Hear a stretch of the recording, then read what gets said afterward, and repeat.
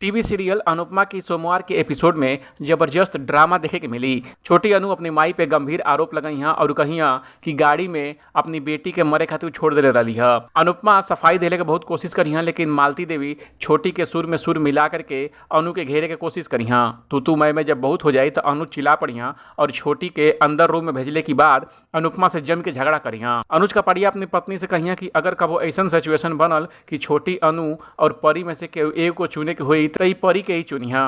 अनुज कपाड़िया कहिया कि आखिर ऐसा काहे होता कि हमारी शादी के 3 साल का रिश्ता तोरी गुजरे 26 साल के रिश्ता पर हल्का काहे पड़ा ताटे। अनुज कपाड़िया साफ कहिया कि हमके बार बार लगा था कि तू ए परिवार से ज्यादा ओ परिवार के तवज्जो देतलू।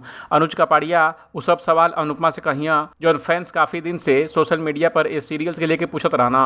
अनुज अपनी पत्नी से कहिया कि वो परिवार के लोग के तोहर आदत होके चाहे न होके, लेकिन तोहके ओ लोगों का आदत लग गई बटे। तोहके लागत आ कि तोहरे बिना जो कोनो काम हुई नहीं करी। हमेशा हम तोहके ए जान के सपोर्ट करी कि आज नहीं तो कल हमारी बेटी और हमार प्राथमिकता बन जेबू, लेकिन कबो ऐसा भइल नहीं। अनुज कपाड़िया अपनी पत्नी अनुपमा के वो सब चीज गिनवाई है कि कब कब और कैसे कैसे वो हमेशा वनराज शाह और उनके परिवार के कपाड़िया परिवार से ज्यादा इंपॉर्टेंस दिली। अनुपमा अपने पति के सवाल का कोनो ठोस जवाब नहीं दी और उठपटांग बात करी। और आखिर में जब अनुपमा पूछिया कि बाकी की तरह तोह के लागता कि हम छोटी अनु और तो पे ध्यान नहीं देत, तो जवाब में अनुज कहिया हाँ। ये सुन के अनुपमा सन्न रह गई।